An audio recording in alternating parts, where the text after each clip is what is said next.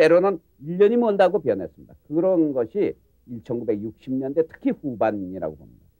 그렇기 때문에 깊은 회의에 빠져 있었죠. 그러다가 지금 우리 둘째 아이가 그 국민학교도 들어가기 전입니다. 녀석이 이 그림을 종이에다 작품 그리고 또 글씨를 책을 보고 글씨를 쓰고 그러길래 국민학교 그 바둑판 모양일로 된 그러한 노트를 사다 줬습니다. 그랬더니 그 노트에다가 그 옆에 있는 책 글씨를 열심히 써넣으려니 그 고사리 같은 손일로 안 써지거든요.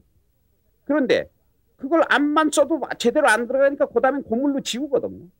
지우다 보니까 이 조그만 손이 자기 뜻대로 안 지워지니까 그 다음에 화가 나니까 그 속에다가 에이 하고서 포기를 해서 찐 낙서를 해버렸어요. 바로 그 포기가 그것이 일종의 자기 체념인데 말이죠. 그 체념을 하지 않고는 예술이 안 되겠구나. 그것이 내가 묘법을 하게 된 최초의 시발점이 됩니다.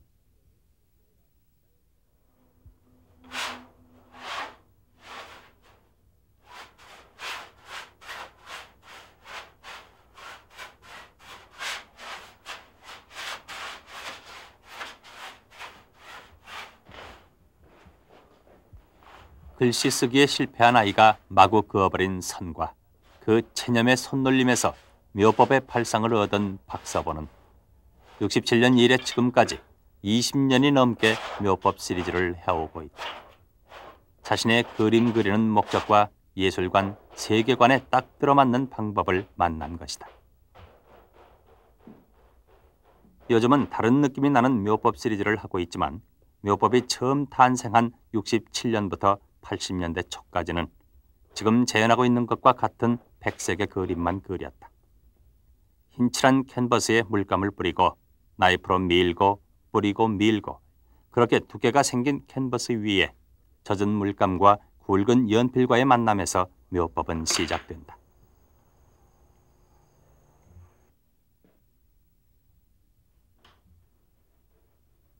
채 마르지 않은 유화물감 위를 무심한 손놀림이 일정한 형태를 반복하며 지나간다. 자기 체념에서 묘법이 탄생했다는 박서보의 말은 묘법에선 일체의 표현을 체념하겠다는 얘기다. 다시 말해서 아무것도 그리지 않겠다는 주장인 것이다.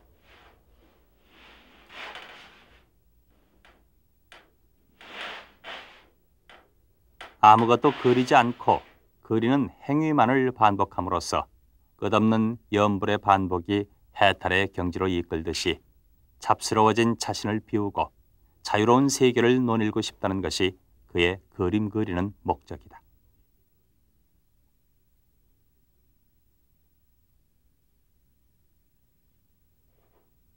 휙휙 무심한 손의 노님으로 그려진 초기 묘법을 제1미술평론가 조셉 러브는 손의 여행기라고 표현하기도 했다. 자유롭게 반복되는 손의 행위, 그 자체가 바로 박서보의 그림이 추구하는 세계다. 묘법 시리즈가 시작된 것이 67년 내지 8년부터니까 지금 이 작품은 78년 내지 79년에 제작된 것이니까 거의 한 10년이 흐르고 난 뒤의 작품입니다. 초기의 작품 묘법 시리즈는 보면 이런 선들이 굉장히 이 사이가 아주 치밀하고 굉장히 또 단속적으로 이렇게 손물계에 짜여져 있었습니다. 그런데 그게 점차적으로 시간이 흐르면서 굉장히 어떤 유연성이 있고 어떤 파도처럼 아주 리드미컬한 어떤 흐름을 동반하면서 또 그런 어떤 선과 바탕의 이 소지의 어떤 색깔이 서로 융합되면서 미묘한 어떤 표현적인 효과를 나타내고 있습니다. 이 바탕의 색깔은 우리가 보기에도 한눈에 읽을 수 있듯이 이 조선조 백자가 갖고 있는 그런 아주 유백색의 이 은은한 그런 어떤 질감의 색깔을 나타내고 있습니다. 거기에다가 그런 것을 연상할 수 있습니다. 그런 유백색의 어떤 표면에다가 이름 없는 도공이 극히 무심하게 아무런 어떤 의식의 어떤 개입이 없이 아주 자유로운 상태에서 정말 즉흥적으로 그려나가는 그런 어떤 추상적인 어떤 문양 같은 것을 우리가 이 작품에서 연상할 수가 있겠습니다.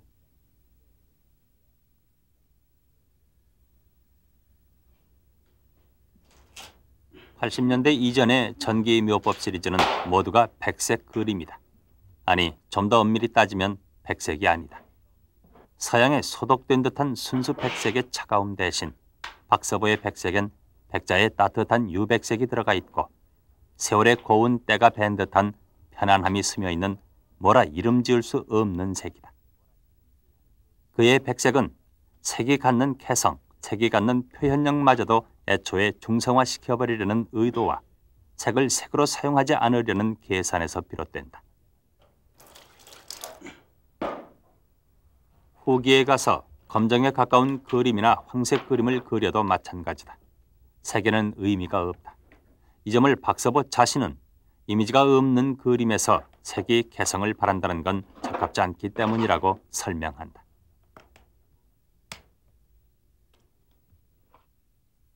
박서보의 흰색 그림들은 백자와 자주 비교된다. 자신의 개성을 드러내지 않고 소박하게 앉아 있으면서도 주변과 조화를 이루어 자신의 존재감을 더욱 빛나게 하는 백자의 품격과 박서보의 그림은 여러 면에서 닮은 점이 많다고 얘기되기도 한다.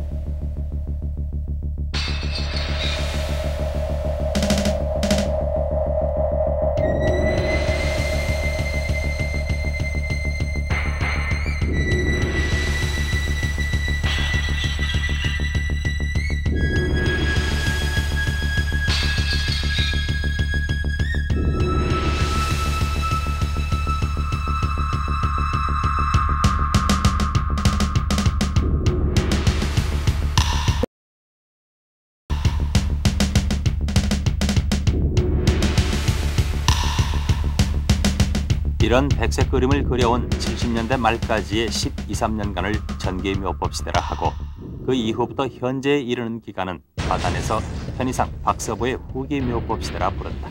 그리고 전기에서 후기로 넘어가는 뚜렷한 계기는 한지라는 재료와의 만남에 있다.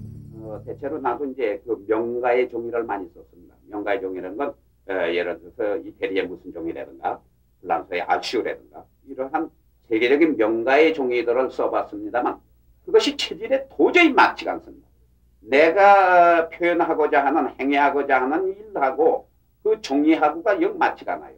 그러니까 저런 것이 아니고 어떻게 보면 우리 생각에 맞는 우리 자연 환경에 맞는 그런 것을 가지고 새로운 회화 영역을 개척할 수는 없겠는가. 그렇게 연구하다 보니까 한지가 가장 우리 전통의 산물이요. 또 그것을 매체로 해서 표현 매체로 해서 그 표현의 세계를 한번 열어보는 게 어떠냐. 그러한 하나의 관심이 한지를 선택하게 된 이유죠. 그리고 그 한지의 선택이 어떤 후기묘법 시대로의 전환을 이루게 됐다는 말씀이시죠? 물론이죠.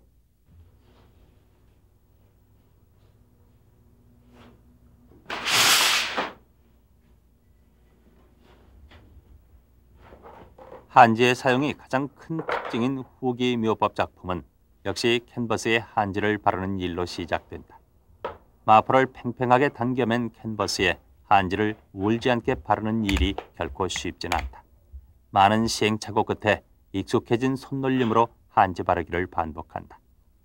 중노동에 가까운 지루한 단계지만 전기묘법에서 물감을 여러 번에 걸쳐 두껍게 발랐던 것과 같은 효과를 얻기 위해선 여러 겹을 발라야 한다.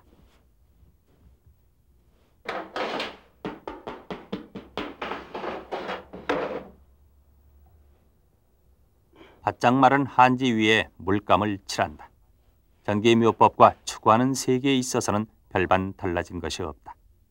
힘겹게 반복되는 행위에서 자기 절제를 배우고 조금씩 자기를 비우고 마침내 자기로부터의 해방을 만끽하는 세계. 하지만 과정은 훨씬 힘들어졌다. 물감을 칠한 위에 다시 한지를 바르고 그 한지가 마르기 전에 역시 연필로 그리기 시작한다. 연필로 선을 그리면 젖은 한지가 하얗게 자기를 드러낸다. 행위를 받아서 자기의 물성을 드러내는 것은 한지이기 때문에 가능한 일. 그 위에 물감을 다시 칠하고 물감이 마르기 전에 다시 연필로 그리기를 되풀이한다. 그런데 화가 자신이 어처구니 없는 짓이라고 얘기하는 이 반복 행위를 한지가 다 받아서 독특한 질감을 표출한다. 서양 종이처럼 작가의 표현을 그대로 받아내는 받침 종이로 쓰이는 것이 아니라 작가의 행위를 통해 자기가 자기를 표현해낸다. 결과적으로 작가가 얘기하는 것이 아니라 한지가 들려주는 얘기를 우리가 보게 된다. 한마디로 주객전도의 상태가 되는 것이다. 오랜 시간에 걸친 산문적인 과정이었지만 결과는 사뭇 시적이다. 이 종이가 찢어나가기도 하고 부분적으로 일어나기도 하고 눌려지기도 하는 그런 자국들하고 또 그것을 만드는 그 행위, 손의 어떤 행위하고가 일체가 되어서 이 전기모법 시리즈하고는 전혀 어떤 다른 그런 어떤 그 표현 효과를 나타내주고 있습니다. 어떻게 보면 꼭 그 밭이랑 같은 그런 느낌도 받고 또는 그 표면 질감으로 본다면 삼국시대 그 토기, 신라 토기를 보는 것 같은 그런 말하자면 물기가 걸러지고 퍼석퍼석한 그런 그 느낌을 받습니다. 이 작품을 보시면 우선 그 전반적으로 어떤 모노톤이라는, 그러니까 단색이라고 하는 점은 전기모법 시리즈하고 일치가 됩니다만은 우선 굉장히 색깔 자체가 거의 어떤 무채색에 가까운, 아주 어떻게 보면 굉장히 탁하게 느껴지기도 하고 거의 어떤 색채라고 하는 어떤 물질감 자체가 소멸되어 버린, 거의 퇴락해버린 그런 그 느낌을 받습니다. 바로 그러한 점이, 그러한 어떤 그 정서적인 점이 우리 한민족이 갖고 있는 어떤 그 색채 감각하고도 결부되는 것이 아닌가. 그리고 항상 어떤 물질을 그 물질 자체로서 드러내려고 하는 것보다는 오히려 물질 이상의 어떤 정신세계, 어떤 정감의 세계, 그것을 더 드러내려고 하는 그런 어떤 심성하고도 관계가 있는 것이 아닌가, 이렇게 생각을 해봅니다.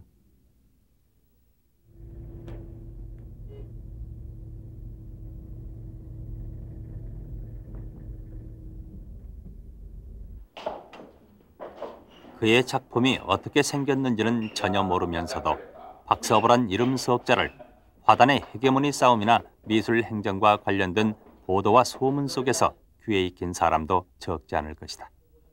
에꼴드 서울전, 앙대빵당전, 서울 현대미술제 등을 창립하고 이끌어 나오는 가운데 신인 화가를 발굴하고 현대미술을 확산시키고 새로운 미술 체계를 집약시키는 일을 해낸 사람.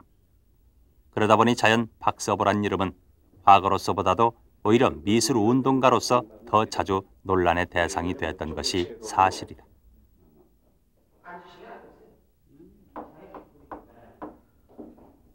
75년도에 그가 창립한 에꼴드 서울전이 올해로 15회를 맞이했다. 그동안 한국의 추상미술을 이끌어왔고 지금도 가장 앞서가고 있는 화가의 한 사람이지만 새로운 시도, 새로운 세계에 대한 관심은 여전하다. 붙였어. 아니야, 이거 아니에요. 테이프를 여기다 테이프 이렇게 해놓고 그러니까 맨들맨들하게 하려고. 우선 거기다 빈티 나이프 같은 걸로 이렇게 해서 그렇게 한다고. 응? 그렇게 하고 붙인 후에다가 쫙 그리면 사진 아니야.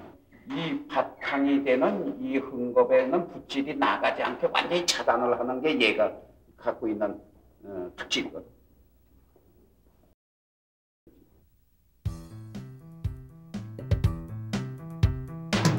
70년 말에서부터 80년까지 미협의 부이사장과 이사장직을 역임하면서 70년대 한국 현대미술을 성공적으로 이끌어왔다는 긍정적인 평가와는 대조적으로 소위 박서보 사단으로 불리는 일군의 화가들이 보여준 획일화 경향과 세력화로 치닫는 집단의식에 알레르기 증세를 보이는 사람들도 화단 일각에 자리 잡고 있는 것 또한 사실이다. 운동가로서의 그 박서보 선생의 그 모습은 아마 그 우리나라에서 그러니까 전후 세대 가운데 특히 그 전후 세대 우리가 현대 미술 운동을 실질적으로 대표하는 미술 운동이라면은 추상 미술 운동이 되죠. 그래서 추상 미술 운동을 우리나라에서 실질적으로 처음 열어놓은 기수 개척자로서의 그 박서보 선생의 그 모습. 그리고 이것은 뭐 분명히 거부할 수 없는 이분의 매력이고 특징이고 장점인데 바로 이런 이유 때문에 충분히 짐작을 하시겠습니다만 추상에 대치되는 세력으로 우리 화단에서 잘못 이해가 되고 있는 이른바 사실 구상 계열에서는 이번에 그 미술 운동가로서의 적극적인 활동에 대해서 그렇게 호의적인 자세가 아니었던 것은 그건 거부할 수 없는 현실입니다. 뿐만 아니라 바로 이 박서보 선생님을 발판으로 해서 출연한 제2세대 그것이 이제 민중미술 운동가일 수도 있고 그 추상의 제3세대일 수도 있습니다. 이런 젊은 세대의 시각에서 볼 때는 미술 운동을 지나치게 그 고답적인 그 운동으로 몰고 가는 일종의 그 엘리트주의로서의 고답적인 자세에 대해서 불만을 털어놓는 이런 다음 세대의 비판적인 안목이 그건 뭐 분명히 있습니다.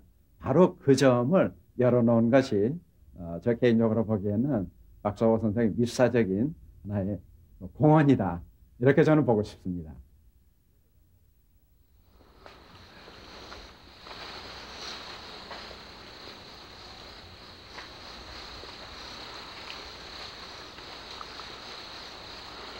어느 글에선가 박서보는 이런 얘기를 한 적이 있다.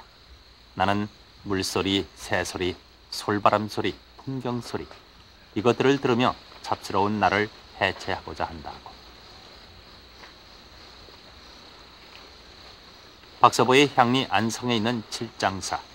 어렸을 땐 아버님 손에 매달려 절을 자주 갔었다고 한다. 그래서인지 풍경 소리가 좋고 절밥 먹는 것이 좋다는 박서보. 연보를 위해듯 작품을 하고 난을 치되 난을 그리는 것이 목적이 아니고 자기 절제와 수양의 뜻을 두었던 옛 선비들처럼 그렇게 살고자 하는 사람. 지금껏 현대미술의 선봉장으로 치열하게 전투적으로 살아온 그의 정서에 흐르는 이렇듯 동양적인 체질이 언뜻 의외인 듯하나 어쩌면 지극히 당연한 일일 것도 같다.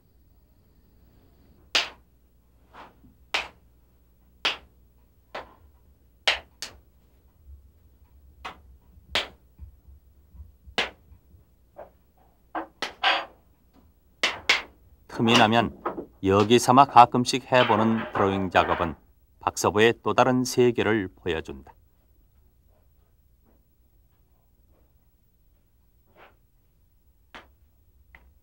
연필을 쥔 손에 온 힘과 정신을 모아 내려 찍으면 그 반동으로 그어지고 패이고 그런 즉흥성과 우연성에 의한 드로잉 작업에서 그는 또 다른 쾌감과 재미를 느낀다.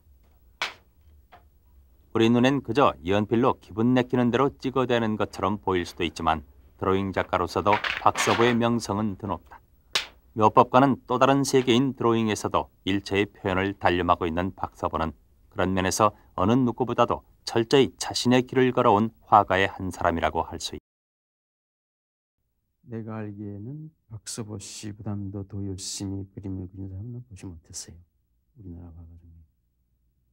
그리고 그만큼 자기 일에 대해서 어떤 정열을 갖고 있는 사람도 보지 못했고요. 언젠가 그 이일 씨가 이런 얘기를 했어요. 자기가 만일 박서보만한 어떤 정열이나 의지를 갖고 있었더라면 자기는 한국의 안드레 말레로가 됐을 거라고. 김 선생님도 오랫동안 그림을 해오신 유명한 화가의 한 분이신데 대단히 유치한 질문이 되겠습니다만 박서보 선생님은 화가로서 훌륭한 화가입니다. 지금 제가 한 얘기가 그 종합하면은 박서보 씨가 훌륭한 화가라는 얘기가 아닙니까? 그만큼 훌륭한 화가가 많을 수가 없습니다.